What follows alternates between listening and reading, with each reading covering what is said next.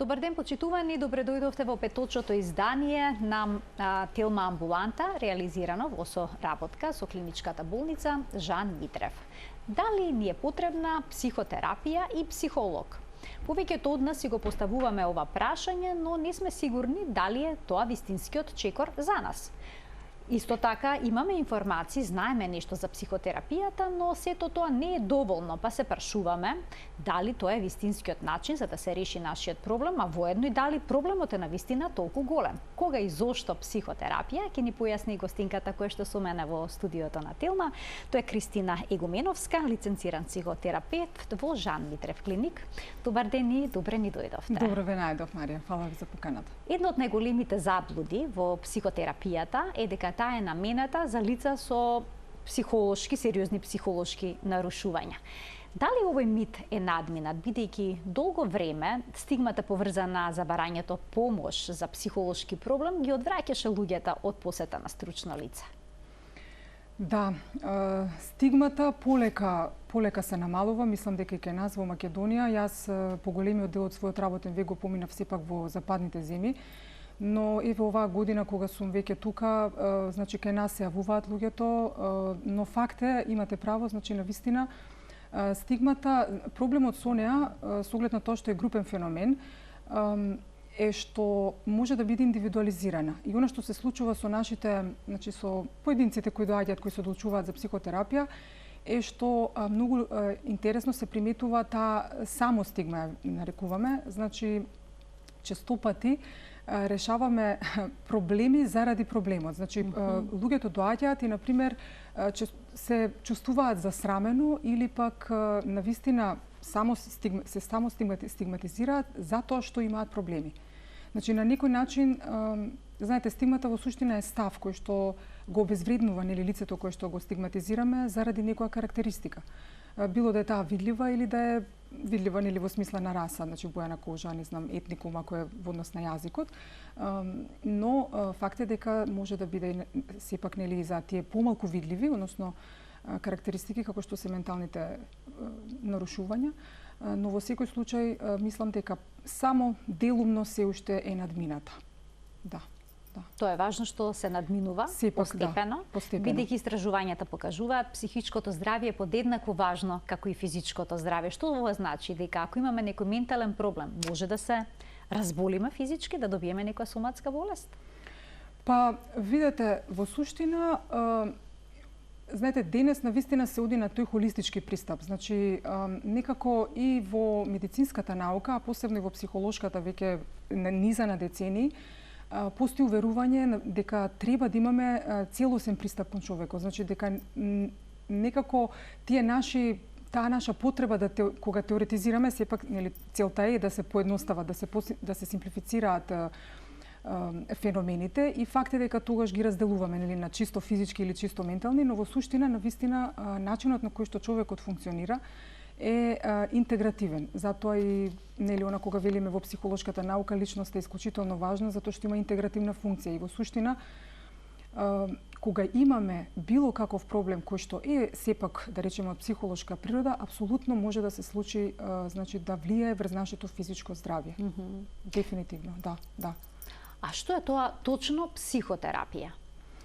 Па да, значи кога зборуваме за психотерапијата, ние сме веќе во доменот на ова што го велите, значи каде што има претпоставка дека здравјето е многу повеќе од само физичко здравје и дека во суштина навистина е повеќе од она што се вели само отсуство на болест.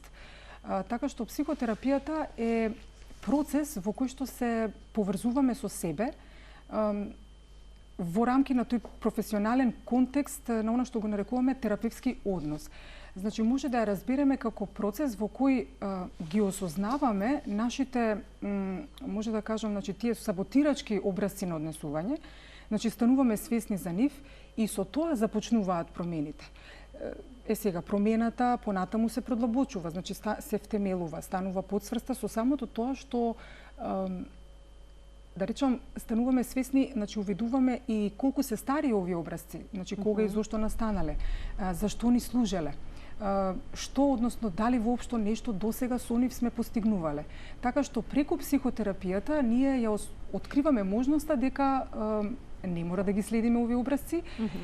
Туку напротив, можеме со помош на разни психотерапевтски техники да ги заобиколиме и потоа веќе да преминеме полека, но сигурно кон навистина нови, многу поефективни модели на однесување кои што ќе не доведат до подобар квалитет на живот и секако до подобри одлуки. Што ова значи, кому се е намената психотерапијата? Дали само на ние што имаат некаков психолошки проблем, што чувствуваат некоја болка, или пак и на тие кои што сакаат да работат на себе, да ги откриваат своите потенцијали? Па, во суштина, психотерапијата е одлична поддршка за сите. Посебна е затоа што имате можност на личност која што е професионална и непристрасна, а при тоа не осудува, не убедува, не критикува, не паметува, јас би рекла, не се згрозува, односно не ја ни шири приказната наоколу, да споделите се што навистина ве оптеретува, ви создава сомнежи, срам или било каков немир кај вас. Така што психотерапијата е навистина одличен лек за нашиот внатрешен свет.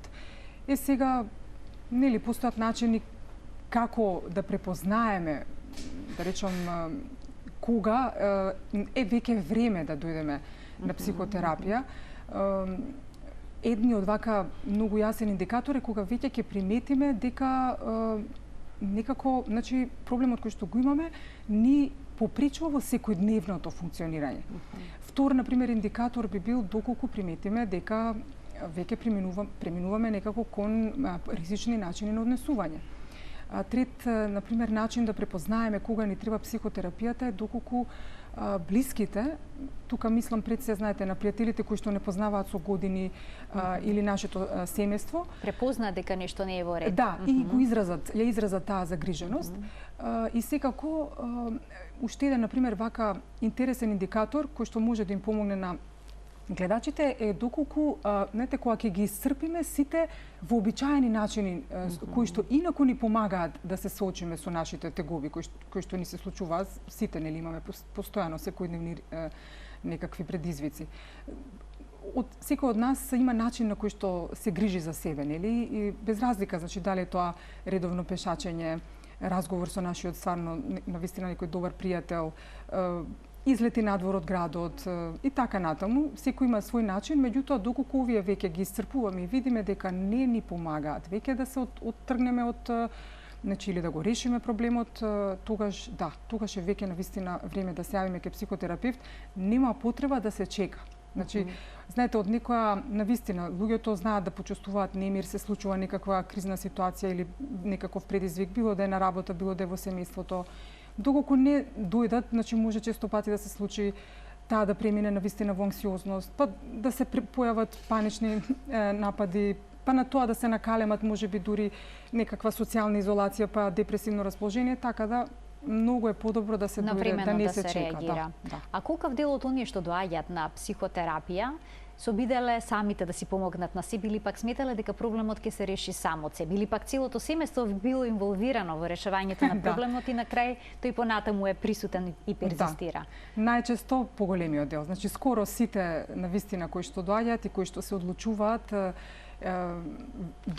навистина имале веќе сериозни обиди за решавање на тегобите, но да, дури интересно е, значи откога ќе се покаже се неуспешно, луѓето веројатно затоа што онаа стигма што ја споменавте на почетокот некако се доживува како капитулација еден вид, знаете, кога ќе дојдат кај нас, кај психотерапевтите.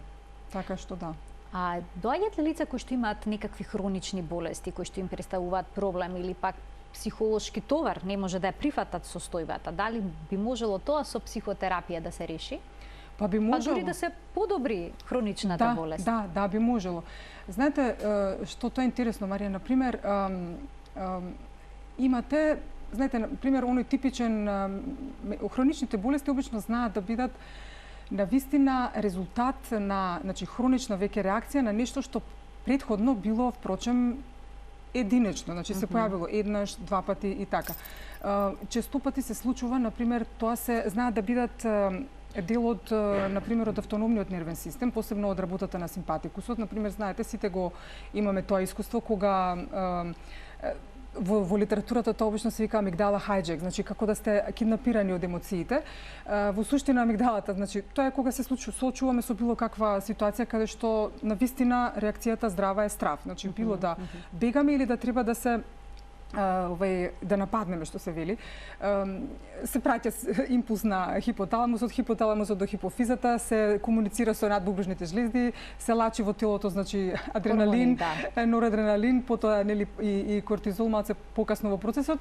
Во суштина на симптоматско ниво сите тоа го познаваме, се случува што ни се шират зениците, срцето ни лупа брзо, не знам, се расшируваат градите, се намалува работата на дигестивниот тракт, се ослободува поголемо количество на шекер во крвта и фактички последицата е секако, нели, спремни сме за напад или за одбрана. Но во суштина кога ова се повторува, знаете, кога имаме стресна работна позиција, кога постојано, значи, имаме некакви предизвици, навистина станува хронично и веќе тука, знаете, може да се случуваат и диабет и други, нели, покачен крвен притисок, навистина хронични состојби кои што навидум изгледаат исклучиво од физичка природа. Улцер, значи некои одат со болки во градите, сметајќи дека имат инфаркт. Така е, да. И затоа, значи, навистина, знаете, кога психотерапијата вклучува и едукација, така што овие нешта кои што еве денес ги говориме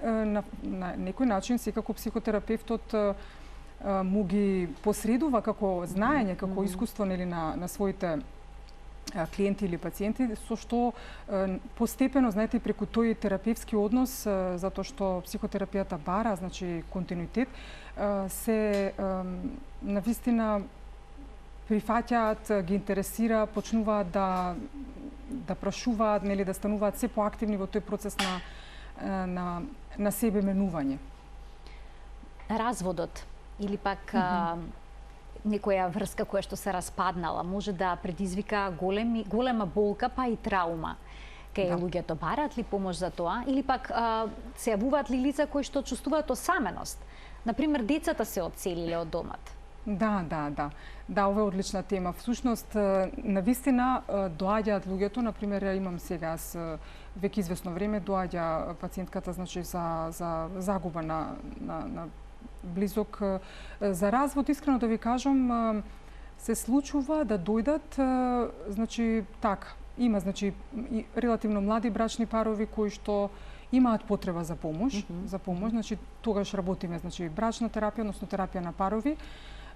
Во суштина, знаете, осаменоста е интересна тема затоа што не станува тука збор за, знаете, за квантитетот на односите. При осаменоста, значи, може човек да има, обично, нели, вака лаичкото сваќање на луѓето е дека знаете, човек кој што има големо количество на контакти, не може да биде осамен. А во суштина, напротив, така.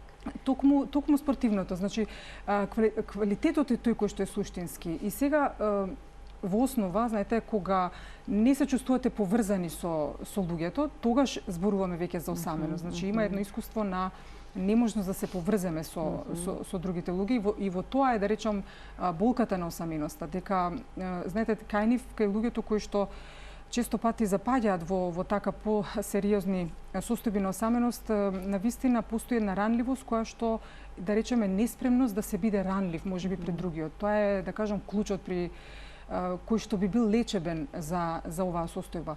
Значи, способноста, а терапевскиот однос е на вистинскиот начин и место и простор, да речем, каде што може човек да си дозволи да биде автентичен, да може да ризикува, да кажеме, да ја сподели таа своја, да ги сподели своите мисли, може би нешто што навистина се чувствува и што го засрамува. Така што некако дознаваат, значи увидуваат дека навистина не се сами во тоа свое искуство. И тоа е она што е лечебно.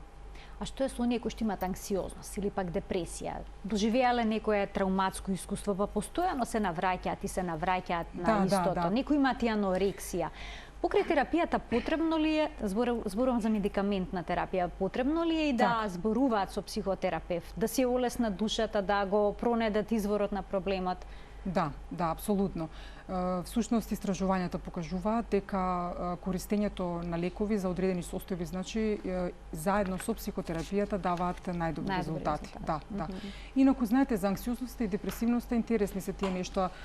Иако и обете се нарушување на афектот, во суштина анксиозноста е повеќе, значи теоретски вака гледано, претпоставува високи скорови на она што го викаме негативен афект. Значи, баш едно висок степен на вознемиреност и непријатност. Додека депресивноста, иако го вклучува овој типичен негативен афект, е покомплексно нарушување на афектот, затоа што во суштина вклучува и ниски скорови на позитивен афект. Значи, постои едно недостаток на радост до животот, на социјален ангажман, значи една млитавост, ние ја велиме, умор, така што безволност, да. И во суштина, искрено да ви кажам, овие состојби обично се нарекуваат и его дистонични, значи за луѓето кои што значи во смисла дека се туги на нашето его, тие ги доживуваме навистина како нешто што ни пречи во секојдневното функционирање, и тоа се најчесто луѓето кои што навистина доаѓаат на психотерапија,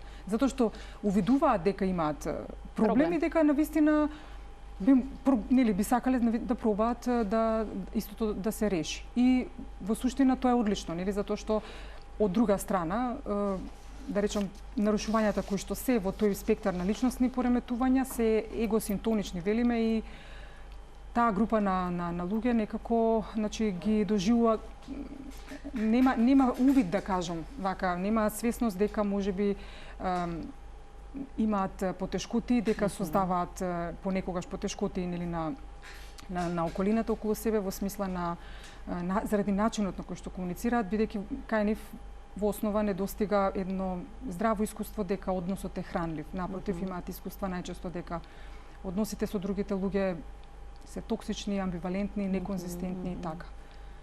Да ги поканиме гледачите да се вклучат во денешната Телма амбуланта на телефонскиот број 3076 677. Денешна гостинка во студиото ни е Кристина Егуменовска, лиценциран психотерапевт во Жан Митрев клиник. Колку често треба да се доаѓа на психотерапија? Има ли правило?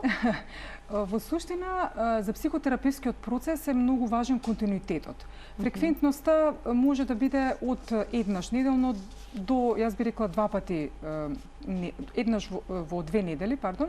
Значи, од еднаш неделно до еднаш во 2 недели, значи, одлуката сепак останува на оној кој што на поединецот кој што сака да доаѓа, но секако психотерапевтот како стручно лице должен е само да предложи. Психотерапевските средби се нарекуваат сеанси, и сега што тие вклучуваат? Сеанси, да. Тоа од она psychotherapy session, веројатно. Па вклучуваат она што, знаете, психотерапијата е навистина простор и време каде што можете да работите на се она што ви е најгорливо. Така што секогаш е пациентот, односно клиентот, оној кој што доаѓа, тој кој што го детерминира, знаете, текот на психотерапијата. Психотерапевтот е оној кој што е со клиентот, а не обратно. Така што навистина зависи со каков проблем доаѓа, што би сакал да работи. Знаете, имаат понекогаш увиди помеѓу, нели, средбите кои што веднаш кога ќе дојдат ќе ги соопштат, ќе ми ги кажат. Некогаш веќе се сигурни што сакаат да постигнат, свесни се за проблемот, но има некои кои што знаат што не сакаат. Исто така, да, не знаат што сакаат. Почесто, да. Например, знаете, овие првата група што ја споменавте, тогаш веќе одиме во еден вид повеќе на советување. Значи, каде што јасно е дека, да, например, навистина немаат дисфункции во во семејните односи, значи, но, например, имаат само некој конкретен страв, кој што им се појавил неодамна. И сега во тој случај работиме пред се советување, значи, конкретно се работи на проблемот, не е потребно многу, да речам, долго траен, не треба да биде процесот, така што да, интересно е дека некогаш и со адолесцентите, искрено да ви кажам, нели, затоа што обично доаѓаат со родителите, не доаѓаат многу ретко, впрочем, нели, само иницијативно, важи ова што го велите, да не знаат повеќе, значи знаат што не сакаат нешто. А родителот, претпоставам дека тука треба да биде конкретен. Точно, да. посочувањето на проблемот. Да, затоа што знаете на таа средба секогаш доаѓа значи со родителите, многу е важно да се детерминира знаете да слушнеме или што ги довело на вистина, многу ми е важно да знам што ги довело до тоа да се одлучат за психотерапија, се проверуваат очекувањата, значи се поставува таа заедничка цел што велите, некако значи мора да биде јасно што е тоа што ги загрижува. Обавезно тоа се прави во присуство на адолесцентот, родителот ми го кажува тоа пред него или неа.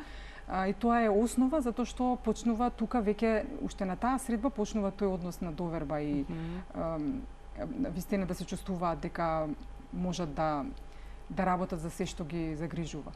Имаме двајца гледачи кои што очекуваат вклучување во денешната емисија, да им дадеме предност. Добар ден за првиот од нив. Добар ден. Повелете. Добар ден, поздрав до гостинката и до вас. Темата е вака, мислам, посакувано да се слушаме, можда би требало да ја слушаме секое утро за да имаме добро утро. Така. И добро се да согласувам сосема. Би сакала нешто конкретно да ја прашам господјата. Повелете. Јас бев во една состојба на голема среќа, меѓутоа барам да ми одговори зашто така ми изреагирал организмот. Значи, во момент на голема среќа, кое што после го одживеав како траума, како стрес. Почна скалпот да ми игра и едно 3-4 сата, верували или не, си отидов дома, палев сијалица од соба во соба, влези, седни, стани, јади, така како стрес, како нешто да ме удри струја. И скалпот почна да ми игра. Во моментот, мислам, не изреагирав правилно, или тоа си дава од некоја психичка состојба на организмот, стегната, изчекување.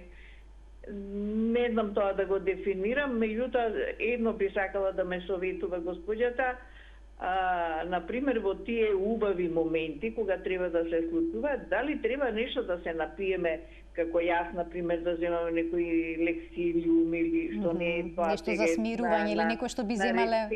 Така, како за стрес. Превентивно да го предухитриме тој убав момент. Така, но не секогаш може да се предвидат срекните моменти, убавите моменти. Убавината е во тоа, нели, да доживееме нешто неочекувано и прекрасно. Ви благодарам за вклучувањето во денешната тема амбуланта. Што велите за ова? Големата среќа може да биде стресна? Искрено да ви кажам, веројатно може да биде, значи верувам дека господјата беше искрена. Веројатно оно што се случило е премногу ново било искуството за неа. И тука се случило баш она што го велиме непознаница, значи не знаела како да одреагира и тие сензации кои што ги доживувала во тој момент можеби веќе ја исплашиле и тука веќе не е реакцијата заради среќата, туку напротив заради непознатото. Заради непознатото. Да. Тој степен на радост веројатно која што го доживеала, мене ми е искрено се радувам кога слушам вакви искуства, но истовремено треба луѓето да знаат дека е многу важно, значи да си дозволиме да чувствуваме радост, да едноставно да се препуштиме на оно што го велиме и телесно доживување. Значи, веројатно имала причина зашто била толку радосна, сега некако оно што го велиме психотерапевски го прекинала сопственото доживување, значи на радост, веројатно заради таа сензација. Така што не би препорачувала лексилиуми сега вака или нешто. Во таа смислу убаво рековте, убавината на овие доживување токму во нивната непредвидливост. Замислете кога би можеле да предвидиме кога ќе се чувствуваме среќни. Имаме уште еден гледач. Ајде да го слушнеме прашањето. Добар ден. Уште двајца во ред. Еве првиот од нив, повелете. Добар ден. Добар ден. Поздрав до гостинката, психотерапевтот. Благодарам. Во објаснување и совети до гледачите, меѓутоа колку што знам, она е вработена во клиниката Жан Митрев. И мислам дека на пациентите таму треба да им се пружи психотерапевтска помош. И затоа ние кои ги носиме пациентите таму на лечење, посебно од COVID, дали они се грижат за пациентите во таа вознемирена состојба, да им сеанси да зборуваат со нив и да работат со нив за состојбата да им биде помирна и по-добра. Ви благодарам. Така, да. Меѓутоа, јас зборе со мојот сопруг кога беше таму, го праша, бидејќи знаевме од треба третмани да има, треба рехабилитација, психички третмани и се, дали од сето тоа ви се пружа на тај износ што го плаќаме? Така, добро, ви благодарам за вклучувањето во денешната емисија. Ние сме имале и емисијата конкретно на оваа тема, пациенти со ковид и потреба за психолошко советување. Како изгледа тоа? Секој пациент добива или само оние кои што имаат потреба за тоа? Значи, ние правиме анамнеза за секој пациент кој што е од ковид и се трудиме, значи, што е можно почесто, скоро секојдневно сме и во ковид одделот, затоа што навистина знаеме дека стравот, паниката можат да бидат навистина пречка во целосното излекување и апсолутно ја поддржувам, значи разбирлива е грижата за нашите блиски, но да, добиваат, значи постојано психотерапевско, психолошко советување, значи се трудиме апсолутно, ни е важно, значи да имаат когнитивна емоционална стабилност, да се одржува стабилна таа состојба, да ги мотивираме, знаете, исто така бара во суштина, знаете, хоспиталното третирање на ковидот бара и една баш подготовка психолошка во смисла на што ги очекува, кои се нивните прави одговорности, кога можат да дојдат блиските да ги посетат и така. Така, но голем дел и во пост-ковид периодот имаат потреба, така што оние кои што имаат продолжен ковид советувате да се јават на психолог и на психотерапија? Па да, затоа што знаете, обично кога ќе попушти веќе стравот од смрт, тогаш веќе луѓето започнуваат да доживуваат и други состојби, некако ретроактивно, значи поминуваат низ травма дополнително и затоа е многу важно да дојдат на психотерапевт. Ајде да слушнеме уште еден гледач. Добар ден. Добар ден. Повелете. Видете, имам како да ви кажам, ова слика диагноза преку телефон. Например, имам мнение дека татко ми, мајка ми воопшто не ме сакале. Така, значи имате впечаток дека во вашето детство не сте добивале потребната љубов од вашите родители. Добро? Не е тоа, значи дека не ме сакале. Јас сум добивал она што сум сакал, сум го добивал дури повеќе со некои другите дека што добивале, материјални добра, али не ме сакале. Значи, за жена ми исто така, сигурен дека не ме сакала. Аха, добро. Например, и сега, што да ви кажам, со луѓе тешко можам да комуницирам. Многу добро комуницирам, али после некое време јас си отварам многу од своите работи, си кажувам од своите тоа, и луѓето ме замразуваат. Прво мислат кога зборам за тоа дека лажам, после тоа ме мразат и ме избегаваат. Не можам да комуницирам со луѓе вака. Така, имате отежната комуникација со средината. Па сега ве интересира што може да се преземе за да го решите овој проблем. Ви благодарам за вклучувањето во емисија. Што би советувале? Па искрено да ви кажам, ова најтопло би му препорачала на гледачот да дојде значи да дојде кај нас да се јави на психотерапија за да може да видиме значи навистина која е таа динамика која што условува кај него, независно од тоа што бидејќи е свесен значи дека добивал љубов, меѓутоа неговото убедување дека не бил сакан. Не бил сакан, да. Да, значи тука веќе станува збор за значи потребна е подобра анамнеза за да можеме да дадеме навистина добар совет и навистина да му се помогне. Да. Значи советувате задолжителна консултација со психотерапевт, со психолог? Да. Затоа што, знаете, обично постои, знаете, ние имаме начини, луѓето и родителите, нели, го прават најдоброто. Значи, тоа нема сомнеш. Се трудат сите во својата моќ да дадат она што може да им го пружат значи на своите деца, но во суштина начинот на кој што комуницираат и невербално, значи невербалниот аспект на комуницирањето е исклучително важен. Тие можат да велат знаеш дека те сакам, меѓутоа со своето поведение и однесување да даваат пораки кои што се контрадикторни. Значи се неконзистентни и во таа смисла навистина им е тешко на младите да имаат доживување дека се сакани и тоа знае да се провлече понатаму во животот. Тука ќе пуштиме еден блок реклами, а веднаш потоа продолжуваме со денешниот разговор. Почитувани, останете на Тилма, ќе разјасниме уште многу работи поврзани со психотерапијата.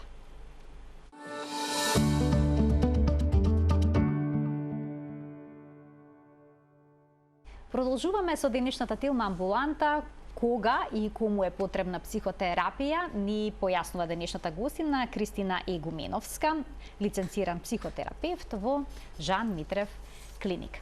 Ајде да поразговараме за првата средба со психотерапевтот. Како таа најчесто изгледа? Дали обично чувствуваат непријатност оние кои што доаѓаат, бидејќи самиот потребна е голема храброст најнапред да си признаеме дека имаме проблем. Да, точно. Потоа треба да го споделиме, да го раскажеме на некој што прв пат го среќаваме. Да. Како изгледа првата средба? Може би ли да очекуваме 2 фотели или пак нели кауч како што гледаме на филмовите па да легнеме при раскажувањето? Па видете, значи навистина храброста е клучна. Значи дефинитивно, знаете, за да дојдете да се јавите на психотерапевт, треба да постои една јасна желба дека да, во овој момент можеби не умеам, значи не знам да ги решам овие проблеми, но веројатно ако не можам сам, не значи дека решение не постои. Така што храброста е дефинитивно тука важен момент. Во суштина, знаете, она што го рековме, дека е исклучително важно да се направи таа еден основна, значи, анамнестички податоци да се добијат, да видиме што ги донело на психотерапија, кои се нивните очекувања. И во суштина, од кога ќе се направи таа заедничка цел, понатаму веќе се договара динамиката на работа. Така што, знаете, адолесцентите често пати секако на таа прва средба всушност си дозволуваат, значи, секако природно е тоа, значи секој што доаѓа гледа, знаете, како се чувствува во просторот, психотерапевскиот простор, како се чувствува, значи, и со психотерапевтот. Апсолутно е добре дојден, значи, да праша се што го интересира за процесот. Па дури и за вас, знаете, да во смисла нели на вашите таа специјализација што ја сте поминале, значи се што ги интересира. И тука јас како, значи, било кој психотерапевт е и должен, впрочем, да каже, знаете, кои се очекувањата, во кои, например, случаи сме на некој начин обврзани да таа тајност, инаку што е доверливоста што е на податоците, да се прекрши. Например, навистина, тие случаеви се ретки, но доколку станува збор за ризик, за загрозување на сопствениот живот или пак за тугиот, односно било каков тип, значи, тој тип на ризично однесување, веќе етичкиот кодекс не обврзува да интервенирате? Да. Имаме двајца гледачи. Јас ќе ги замолам само да бидат кратки и јасни со прашањата во интерес на времето, бидејќи имаме уште многу работи кои што треба да ги разјасниме поврзани со психотерапијата. Повелете. Добар ден. Добар ден. Имам едно прашање до докторката. Ја имам 1 година прележано COVID и јас сум на линија? Да, ве слушаме, во програма сте, разбравме дека сте прележале COVID. Да, и од тога никако не можев да спија. И без на нерволог ми прописа Анклонил и навечер го пија. Дали е штетен овој лек да го пија и понатакот и не можам да заспијам навечер? Така, само да ви појаснам дека денешната гостинка е лиценциран психотерапевт. Така, добро, таа ќе ви даде насоки како да си го подобрите, односно да најдете решение на овој проблем. Ви благодарам за вклучувањето во емисија.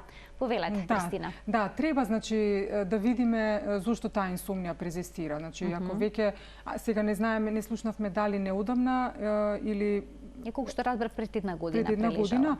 Така, значи тука веќе треба да се види навистина што е јас верувам дека разговор, значи консултација барем со психотерапевт ќе и помогне дефинитивно на господјата, затоа што, знаете, може да се случи после прележување на болест во која што сме биле соочени со можноста за смрт, затоа што ние луѓето, да, тие екзистенцијални стравови некако заради нашите обврски ги подзабораваме, но овие болести не подсетуваат на нашата ранливост и во таа смисла може да се случи, значи, свесноста да не можеме да ги интегрираме тие некои аспекти кои што сепак се дел од реалноста, знаете, тоа дека да, еден ден, нели, значи дека сме смртни, ќе починеме. Како се носиме со тој факт, знаете? дали сме задоволни инаку од нашиот живот, затоа што човек некако, знаете, смртта поттешко ја доживуваме тогаш кога впрочем не живееме. Така, не само да сме живи, туку треба да го живееме животот. Да, затоа би било корисно. Сигурна сум и препорачувам на господјата да се јави на консултација за да видиме зошто впрочем перзистира подолго време. Да. Ајде сега да слушнеме уште еден гледач. Добар ден за него. Добар ден, поздрав. Поздрав до вас, повелете. Ме интересира, пошто најверојатно има голем број на луѓе кои што би дошле кај докторката. Ме интересира начинот на кој како може да се дојде, затоа што приватно не може сите да се приуштат, да се лечат. Дали оди тоа со упут од матичен лекар, или приватно, па колку се плаќа, околу тоа бе молам. Така, ви благодарам за вклучувањето. Нашата гостинка работи во приватната клиничка болница Жан Митрев. Како оди сето тоа? Предпоставувам не може со упат. За жал упат не може и би било интересно и јас мислам дека и комората на психолози се уште се работи, значи на тоа би било одлично, навистина исклучително корисно за сите наши граѓани доколку се успее да може луѓето да имаат таа можност да доаѓаат на психотерапија, нели да оди тоа преку фондот, меѓутоа за жал кај нас е приватна во таа смисла, значи луѓето нужно мора да платат сумата која што се очекува. Во суштина, она што јас кога се приклучив на клиниката, значи пред една година се договоривме со доктор Митрев да биде буквално 50% попуст со цел навистина да им се овозможи на нашите сограѓани што е можно повеќе да искористат оваа услуга. Да, значи едноставно да добијат стручно значи и мислење и работа и помош и советување, а сепак да е тоа за да речам навистина прифатлива цена за нашите граѓани. Некој вела тоа е финансиски издаток, па се прашува дали се исплати. Јас верувам дека вложувањето во себе преку психотерапија не само што е исплатливо, туку е можеби неколкукратно повеќе вредно од она што го вложуваме. И веднаш ќе ви кажам зошто, Марија. Значи, ние со психотерапијата не само што ги увидуваме оние саботирачки образци на однесување, туку навистина воспоставуваме добар контакт со себе. И почнувајќи од тој контакт од таквиот контакт како основа, многу полесно можеме да се застапуваме себе си пред другите, да донесуваме подобри одлуки, значи да речеме за нашето здравје, за односите, за кариерата, финансии, ако сакате. Значи долгорочно психотерапијата на никој начин не штити, односно не поштедува од лоши животни одлуки и со тоа практично директно и индиректно го штити и нашето физичко здравје. Така. Затоа што знаете, физичкото здравје, нели, кога веќе она што го зборувавме на почеток, кога хронично веќе имаме некакви состојби, некогаш навистина може да биде едноставно резултат на погрешен избор во кариерата, за жал и погрешен избор на партнери, така натаму. Кој што нели не веднаш, но со текот на кои што оставаат последици во нашето психолошко здравје, имаме, а со тој физичкото. Имаме повторно гледач и ќе го вклучиме во овој момент во програма. Добар ден. Добар ден, ве слушнавме многу слабо. Ајде уште една шанса. Добар ден. Добар ден. Сега ве слушаме. Добро, повелете. Добар ден уште еднаш. Поздрав до вас и до психотерапевтот. Не благодарам. Само едно прашање, се вклучив подоцна и не слушнав, може би сте кажале. Ало? Така? Да, ве слушаме, само следете го разговорот во слушалката, а не во телевизорот, поради тоа има доцнење. Значи, за да можеме нормално да комуницираме само во слушалката. Кој е вашето прашање? Моето прашање е дали докторката работи со деца, односно со младинци, од која возраст? Така. И дали работи со, да речеме, со некакви проблеми во однос на развојот на мозокот, односно со третирање на некакова емболизација, да речеме во конкретен случај, дали работи со такви деца. Конкретно за 16 годишно дете. 16 годишно дете. Да. Добро, ви благодарам за вклучувањето. Работите ли со оваа проблематика? Да ви кажам искрено, значи досега 3 годишно детенце, значи ми било најмладото пациентче, значи посетител, најстарите секако можеби околу 70 на години. Значи доаѓаат и млади од оваа возраст која што ја кажа господјата, значи 16 годишни, доколку има потреба значи за нешто за емболизација, тука ни се и нашите доктори во смисла на, па имаме и невролог, така што многу би било добро да дојде, да се јави и да видиме значи кој дел би требал да се третира навистина медикаментозно или оперативно. интервентно, а кој дел апсолутно психотерапевтски. Да. Колку е важен изборот на психотерапевтот и како да одбереме кај кого да отидеме? Да, одлично е тоа. Па важно е, знаете, да можете да воспоставите добар контакт со психотерапевтот, затоа што контактот е основата на психотерапевтскиот процес. Сега што значи добар контакт? Знаете, да се чувствувате безбедно со психотерапевтот, да имате доживување дека навистина може да му се доверите, да и се доверите. Понатаму добар контакт значи, знаете, да не се чувствувате дека сте само уште еден пациент или клиент на ред, дека исто така добар контакт значи дека впрочем разбирате што е она што ви го кажува психотерапевтот, значи дека не оди многу побрзо или подалеку од она што вие го можете во моментот. Така што на овој начин можат гледачите да си помогнат да проценат колку изборот на психотерапевт е правилен. Важен ли е полот на психотерапевтот? Полот не е пресуден.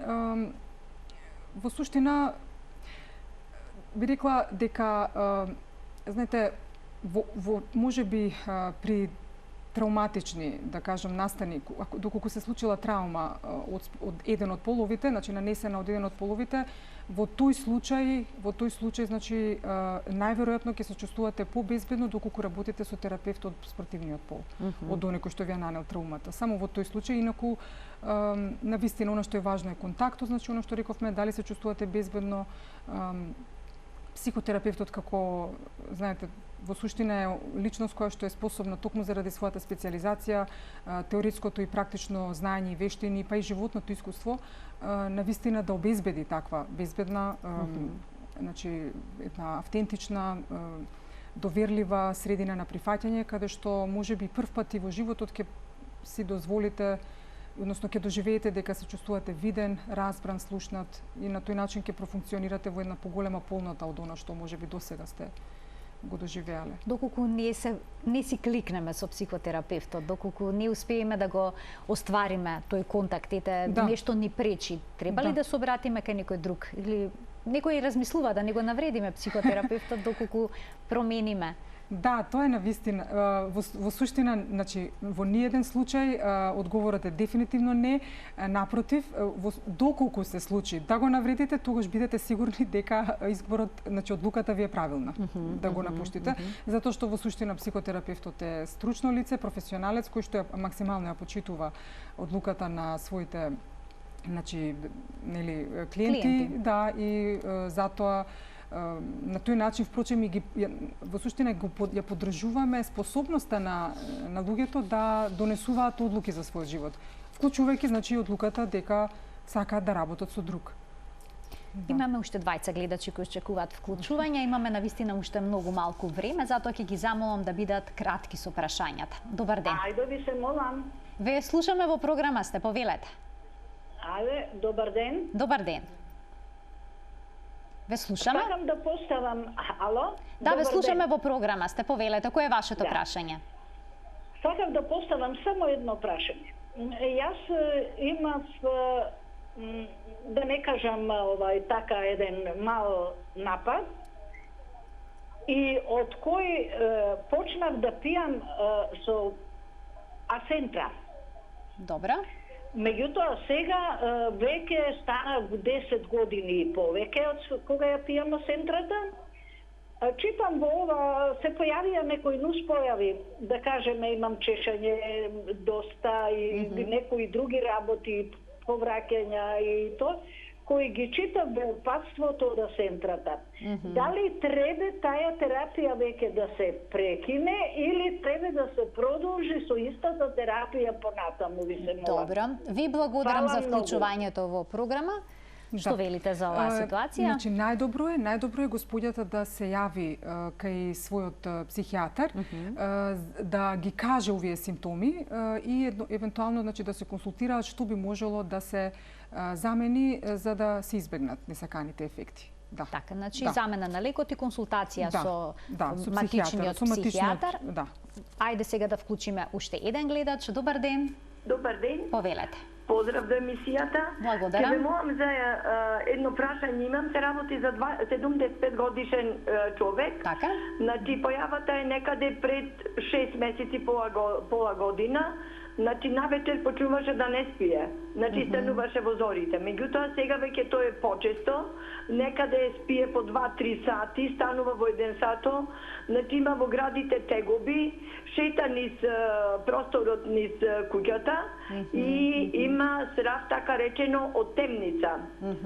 Значи, понекогаш навечер, значи, покушаваме ова магнезиум ноќ, да му дам за да спие, меѓутоа и то не помага, со B6 комбинација и то не помага и да речеме ве сношти никако не спиеше. Така, па сега ве интересира што може да се преземе, бидејќи несониците се навистина тешки, очигледно и за господинот, но и за вас како семејство. Да, и за нас. Така, за сите. И да. Значи и психотерапевтот ја запишав координатите за контакт со господјата. Така, сега ве интересира така, што има да каже за овој проблем? Време да може ради ковидот ќе избегаваме да биде то сега за недела-две. Така, да се смири малку ситуацијата, па дури потоа. Ви благодарам за вклучувањето во денешната емисија. Што би советувала? Сигурно е стрес за семејството и за сопругата. Значи, на господинот дека ете сега на 75 годишна возраст доживува таква симптоматологија. Многу е добро, значи, да дојдат да видиме навистина дали ова прв пат, дали претходно имал такви некои значи пројави на симптоми, затоа што обично и во старост во повозрастното доба не е значи изненадувачки да се намали квалитетот на сонот. За жал, значи кај сите нас се намалува дури и понекогаш и знаете сега дали станува збор можеби некако за кај депресивните некојаш расположенија знае да биде типично тоа често будење рано наутро. Значи треба сепак да видиме зашто станува збор. Значи подетална анамнеза за да може да помогнеме. Така. Инаку решение сигурно има. Некои земат мелатонин, помага ли тоа? Доктор, помага да ви кажам. Помага затоа што да, знаете, тоа е на физиолошко ниво или биолошко навистина важен аспект од тој здрав циклус на сонот.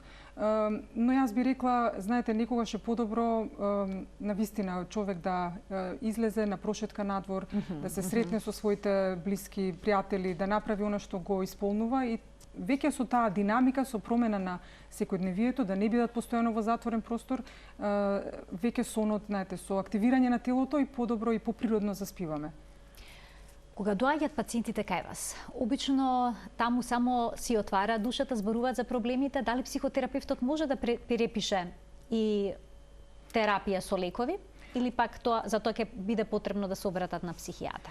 Да, значи психотерапевтот е лице кое што најчесто тоа се значи психолози кои што дополнително покрај до дипломското образование завршуваат дополнителна специјализација од најмалку 4 годишно образование. Да, во таа смисла значи не се општи лекари кои што потоа специјализирале психијатрија и затоа во тој случај значи едноставно психотерапевтот како стручно лице апсолутно ги кој што секако интересот на клиентот го има во предвид, обавезно ќе ги препорача да посетат и психијатар за да можат да добијат и медикаментозна терапија. Во суштина, она што е добро е дека денес веќе имаме и антидепресиви кои што не се на чисто медикаментозна, значи може да се препишат некои кои што не создаваат учиноци негативни и така. Во суштина, оние лекови кои што се во доменот на психијатријата.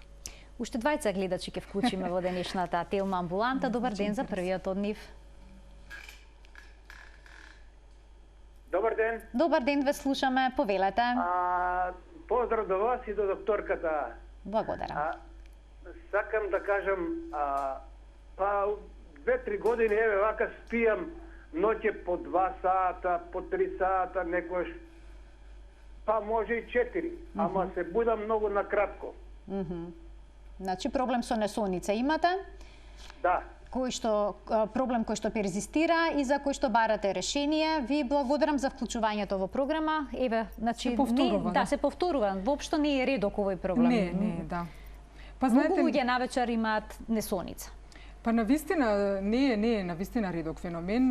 Во суштина циклусот на спиење е толку важен за нашиот имунитет што не може да се прецени, односно да се надцени, искрено да ви кажам, и затоа кога ќе приметат луѓето дека веќе започнуваат отстапки од нека нормала, добро е да дојдат на психотерапија. Да видиме дали навистина станува збор само за некаква анксиозност, може би, знаете, станува збори за руминација, често пати луѓето руминацијата во суштина е погрешен фокус. Значи луѓето наместо да бидат насочени кон решение и барање на буквално на некаква, значи, солуција, нивниот фокус е пред се на самите проблеми, на нивниот корен и на така обично почнуваме навечер да размислуваме за се што ни се случило. Така е, да, преоптеретени сме во текот на денот со други обврски и тогаш кога доаѓаме во контакт со себе, доаѓаат некои стравови или други наши лични процеси баш на површина и сигурно го реметат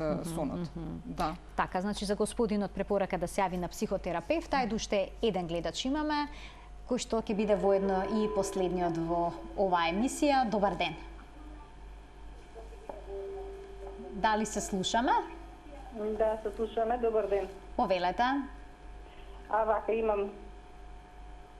Само ќе ве замолам да го исклучите тонот на телевизорот, за да можеме нормално да комуницираме. И во интерес на времето само по-концизно прашање ќе ве замолам. Дали се слушаме? Добар ден. Мислам дека се исклучи и гледачката, за жал. Добро, и моето прашање последно во денешната Телма амбуланта ќе се однесува на изборот. Кога некој има проблем, каде да се обрати, на психотерапевт или на психијатар? Како да знае кому да приде и да го соопшти својот проблем? Да, значи видете, например, лекови се потребни за диагнози како депресија мајор, како биполарни расстройства, значи шизофренија и некои други психотични состојби. И во тој случај апсолутно е потребно да се оди, значи, на психијатар, да се добие таа медикаментозна терапија, но она што го рековме, истражувањата навистина покажуваат дека истовременото конзумирање за овие примери кои што ги набројавме на лекови и психотерапијата ги дава најдобар резултат. Така што со лековите, знаете, ги смируваме симптомите кои што дефинитивно се навистина тешки во таа акутна фаза да бидат на некој начин не се подносливи, тешко се подносливи за луѓето, а со психотерапијата им овозможуваме на луѓето да разберат што и зошто им се случува, како настанал проблемот и едноставно како полесно да се носат со истиот, со цел да профункционираат и навистина да имаат сепак солиден квалитет на живот. Така, сите ние во одреден период од животот би можеле да бидеме клиенти на психотерапевтот, бидејќи пациенти не ги нарекувате лицата што доаѓаат кај вас пациенти, туку клиенти? Па знаете што, мислам дека кај нас оваа навика можеби што спомнував во неколку наврати пациенти заради контекстот, нели, затоа што ги сретнуваме во клинички контекст.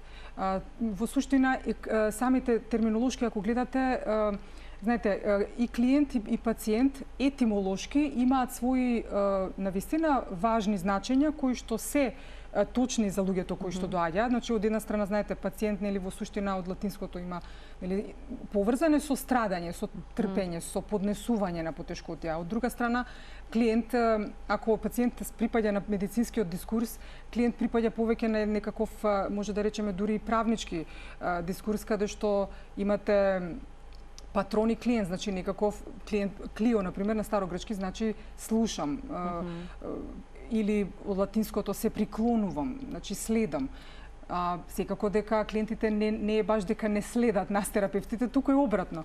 Значи има, би рекла аз, плусеви и минуси за обата термини, но знаете, она што е важно е тој терапевтски однос и некако ги доживуваме едноставно како личности кои што имаат храброст да дојдат да се јават, да им погледат на проблемите во очи и да работат на истото. Така, многу е важно да ги решиме своите проблеми за да го живееме животот со полни гради. Да, Ви благодарам за вашето денешно гостување, на вистина убаво појаснување на сите аспекти со психотерапијата. Добивме многу информации кои што би можеле да ни помогнат и во процесот на охрабрување, да си признаеме дека имаме проблем и да се јавиме кај психотерапевт за да си го решиме. Да, ви благодарам и јас вам, Марија. Почитувани, ова беше се во денешната Телма амбуланта, која што реализиравме во соработка со клиничката болница Жан Митрев. Ви благодарам за вниманието со кое што не следевте и се гледаме секој работен ден на фреквенцијата на телевизија Телма во редовниот термин 12 часот и 45 минути. До гледање.